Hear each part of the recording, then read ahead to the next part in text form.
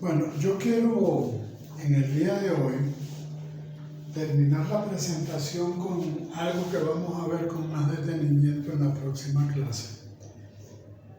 Clase que además va a ser muy importante porque lo que voy a decir de los mercados de competencia perfecta, después lo vamos a estar utilizando en el resto del mercado, que a continuación de ello veremos cómo funcionan los monopolios y los oligopolios y la competencia monopolista. Porque lo que voy a enseñar es cómo es que tomamos decisiones de política económica basándonos en el mercado. Y la idea es que los mercados de competencia perfecta son los mercados más eficientes que hay. Y son los mercados más eficientes que hay porque hay muchos proveedores y hay muchos compradores. Es decir, hay muchos agentes económicos de consumo que maximizan satisfacción al precio del mercado de competencia, y existen muchos productores que maximizan su beneficio a los precios del mercado de competencia perfecta. Tanto los consumidores como los productores en el mercado de competencia perfecta son tomadores de precio porque no tienen influencia sobre el volumen de producción ni sobre la estructura de precio. Entonces, nosotros vamos a considerar el problema de la eficiencia tanto para los consumidores como para los productores. Este debate, por cierto, que está allí implícito, tuvo un momento en el tiempo muy relevante, que fue por allá en 1950 y déjenme chequear a ver, en julio del año 59. Porque en julio del año 59 resultó que hubo una exposición mundial de productos económicos y coincidieron el mismo día visitando la exposición el presidente de los Estados Unidos y el primer ministro de la Unión Soviética de la época, que eran Richard Nixon por los Estados Unidos y Nikita Khrushchev por la Unión Soviética. Y entonces, en el pabellón de los Estados Unidos, que fue donde se encontraron además, Khrushchev había ido a ver un apartamento modelo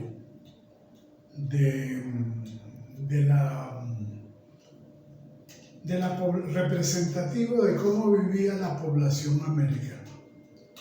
Y era un apartamento pequeño para una familia de 2 o 3 personas, de 2 o 3 hijos apenas, que era la tasa de reposición más otra persona. Es decir, en esa época las familias intentaban reponer al papá y a la mamá más otro hijo que diera una fuerza poblacional importante para explicar el desarrollo futuro de la economía. Esas eran las ideas que tenían en ese momento. Y entonces era un apartamento modelo donde había una habitación para social, que vendría a ser como la sala del apartamento. Estaban la habitación principal para los esposos y la habitación de los 3 hijos, uno de los cuales, del hijo y la cosa.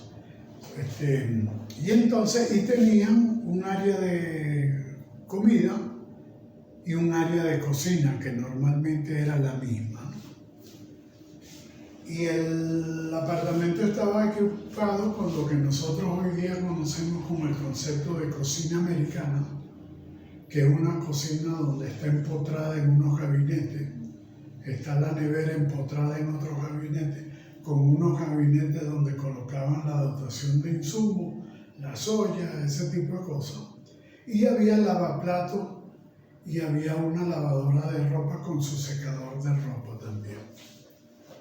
Y entonces se planteó Khrushchev y Nixon comenzaron a hablar allí de las diferencias que había entre uno y otro, entre un sistema y el otro sistema. Y cuando se comenzaron a explicar por qué una cosa existía y por qué otra existía de otra manera, entonces llegaron a determinar que el problema era la eficiencia. Y apareció una célebre pregunta que explicó mucha discusión entre este par de sistemas, que era cuántos bombillos o cuánta gente hacía falta para cambiar un bombillo y qué precio se le debería colocar. Entonces, en el mundo occidental, era el mercado el que determinaba cuál era el criterio más eficiente y definía la cantidad de insumos y el precio, mientras que en el sistema socialista, el organismo de planificación tardaba mucho tiempo para llegar a tomar una decisión que no se sabía si era muy eficiente. Entonces, el problema tiene que ver con eso de eficiencia. El concepto de eficiencia, fundamentalmente en economía, tiene tres aplicaciones o tres conceptualizaciones. La primera de ellas es el concepto de eficiencia tecnológica.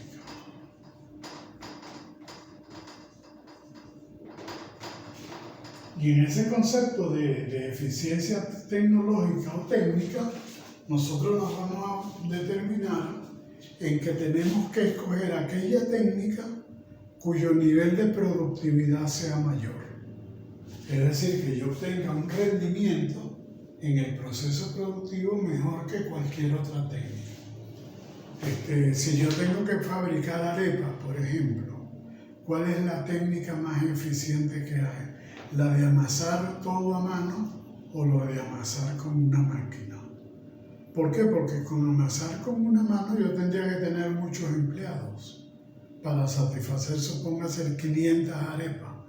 Mientras que en un proceso técnico yo con una máquina podría amasar suficiente masa para rápidamente hacer las 500 arepas. Entonces, la tecnología me tiene que definir a mí ese tipo de situación. El otro concepto tiene que ver con el concepto de asignación.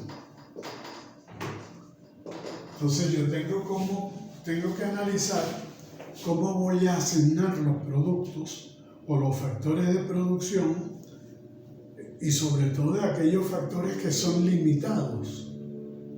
Por ejemplo, el problema que tiene un carpintero, que tiene 5 obreros en la carpintería y produce sillas y produce mesas.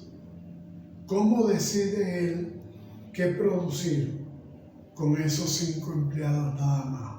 Entonces el problema es cuánta gente le voy a aplicar a la producción de sillas y cuánta gente a la producción de mesas.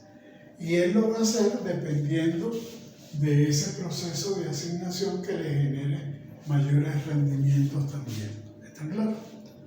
Ahí hay una discusión de cómo se pueden hacer los niveles de asignación. Y finalmente tiene que ver con el concepto de escala.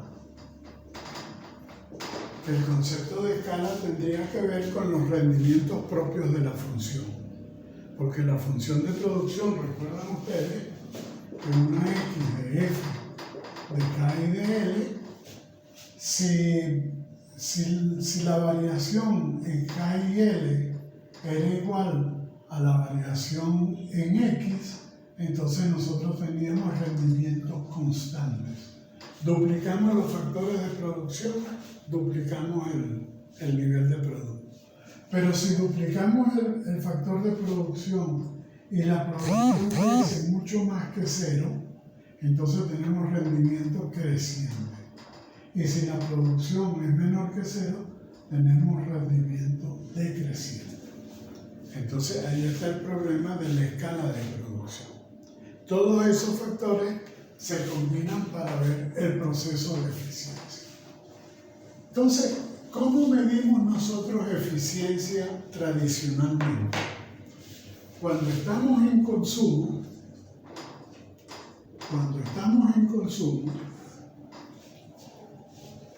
si el problema de maximizar la utilidad de X1 y de X2 sujeto a X1P1 más X2P2 me define a mí la función de demanda, la demanda, vamos a decir por ejemplo la demanda del bien X1, yo tendría esta situación. X1 y P1. Y tendría esta función de demanda.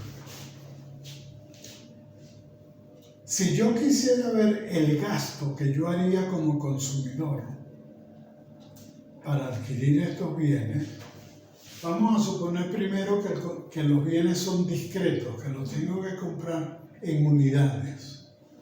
Como compra unos refrescos, ¿no? Por ejemplo, usted tiene sed o cerveza y quiere tomarse una cerveza, usted tiene que tomar una botella de cerveza. O una, o dos, o tres, o cuatro botellas. Entonces, la primera cerveza, usted estaría dispuesto a pagar este precio. Y el gasto sería todo esto, la cantidad 1 multiplicada por ese precio, ese sería el volumen de gasto que usted obtendría en la primera cerveza. ¿Y cuál sería su satisfacción?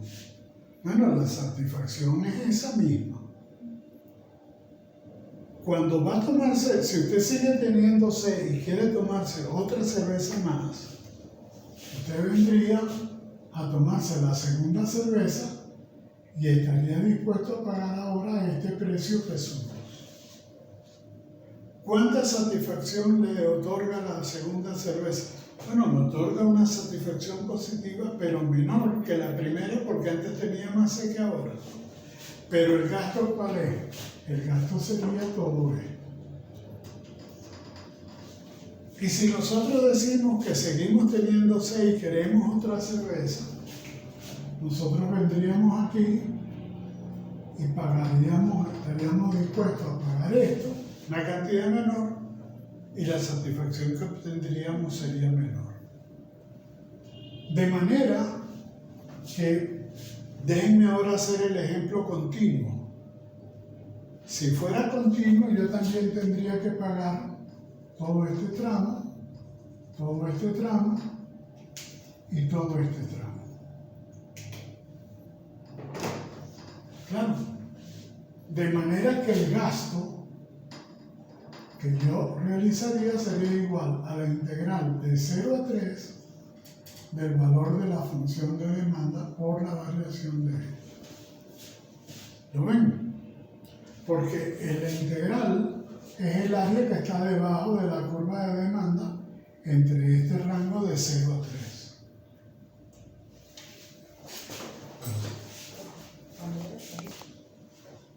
Está bien. ¿Ah? Sí, claro. Entonces, la función de, si fuera continua, el gasto que realiza el individuo sería todo lo que hay debajo de esa función y sería el área de los dos negros y el rojo que tengo aquí. Esto es porque no existe mercado. Porque yo a cada otra unidad tendría que pagarle el valor de la satisfacción que me genera. Pero como hay un mercado, es decir, como hay una función de oferta, esta función de oferta, supónganse ustedes que fuera esta que está aquí. Cuando hay esa función de oferta, el punto de equilibrio ocurre aquí y el precio de equilibrio ahora es este que tengo acá. Este valor sería el precio de equilibrio. ¿Y cuál es el gasto que yo realizo en ese momento? El gasto que yo realizo en ese momento es 3 unidades de cerveza por este precio. Quiere decir que mi gasto corresponde a lo que tengo en ese rectángulo nada más. Y esta parte como consecuencia de que existe un mercado, yo no tengo que gastarla, me queda libre para utilizarla en la adquisición de los otros bienes que requieren el mercado. Este concepto, esto que está aquí, es lo que nosotros llamamos el excedente del consumidor. ¿Ok? Entonces, cuando yo determino la situación real, yo digo, este es X, esto es P, esta es la función de demanda, esta es la función de oferta. Entonces, yo voy a decir que este segmento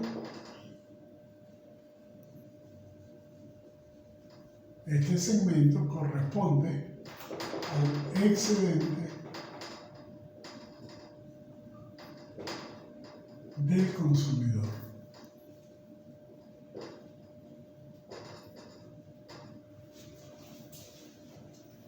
Esto es por el lado del consumo.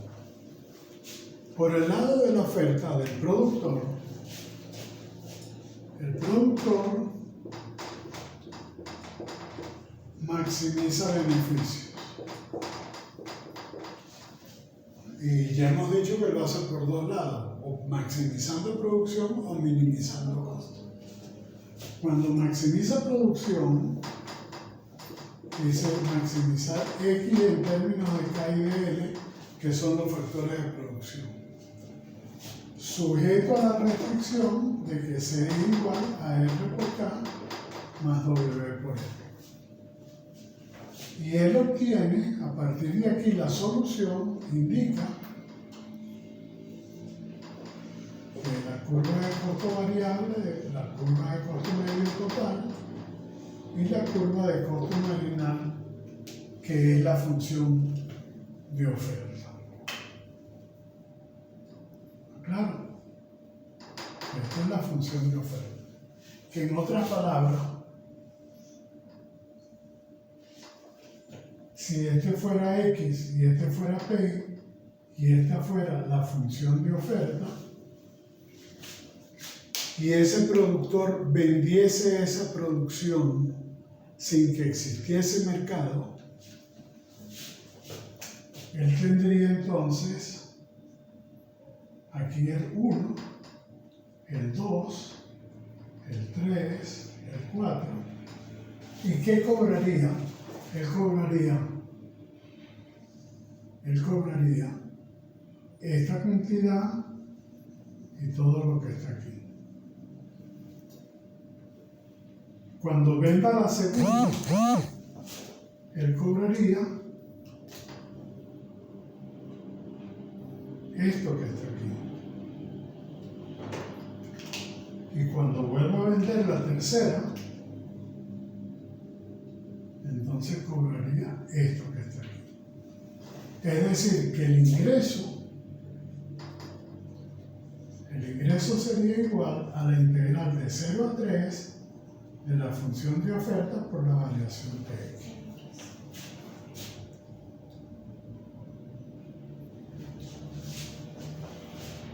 Cuando existe mercado, esto es sin mercado, cuando existe mercado, entonces por aquí pasaría la función de demanda. Y se establecería que esta sería la cantidad de equilibrio y este sería el precio de equilibrio. Y entonces resulta que cuando usted compra 3, ¿paga cuánto?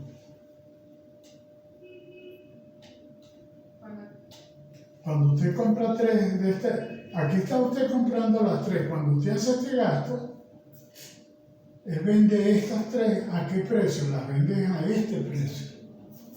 Quiere decir que el ingreso obtiene 3 por el valor de este precio, que es todo este punto, todo este rectángulo que tiene acá. De manera que lo que tiene aquí va a ser el excedente como productor, porque él está haciendo si esta es la función de oferta y yo vendo 3, yo estoy obteniendo todo esto como ingreso. y estoy obteniendo por arriba de lo que yo normalmente obtengo todo este rango que está acá, que es el excedente al productor. Entonces fíjense qué es lo que ocurre. Lo que ocurre es que cuando nosotros vamos a un mercado de competencia perfecta, yo lo que tengo es esta función, tengo la función de demanda, tengo la función de oferta, me determina la cantidad de equilibrio y me determina el precio de equilibrio. Y entonces en este precio yo voy a tener esto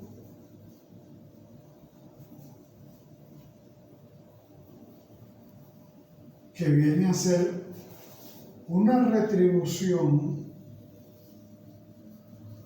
extra que recibe el productor como remuneración al acto de aceptar el reto de producir ese bien. Porque si no hubiese mercado, él solamente recibiría esto que está acá abajo. Y ahora está teniendo también esto. Mientras que el demandante obtiene un excedente del mercado porque en vez de gastar todo esto, él apenas gasta esto y entonces le queda todo este rango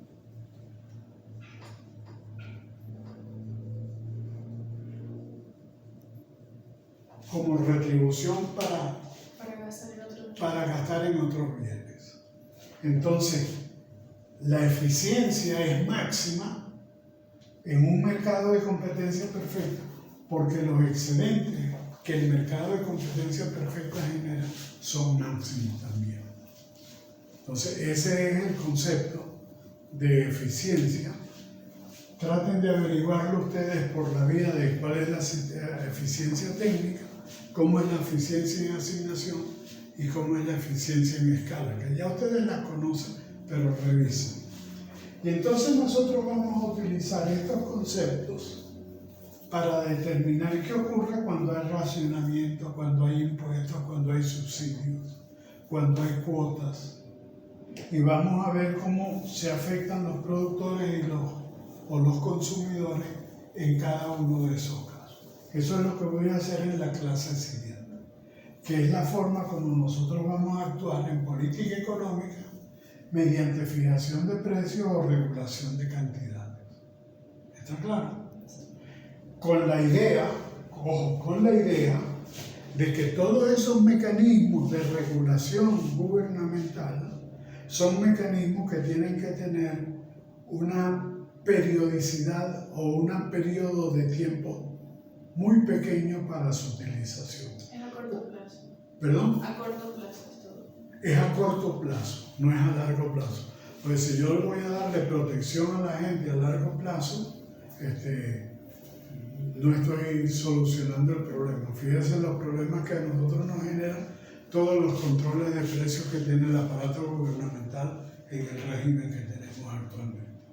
Entonces, esto es lo que yo voy a abordar en la clase de la clase siguiente, que probablemente la vamos a hacer el día lunes, no la vamos a hacer mañana, porque mañana hay un acto aquí en la facultad que yo tengo que estar presente. Yo les aviso con tiempo para ver qué podemos hacer. Bueno, muchas gracias.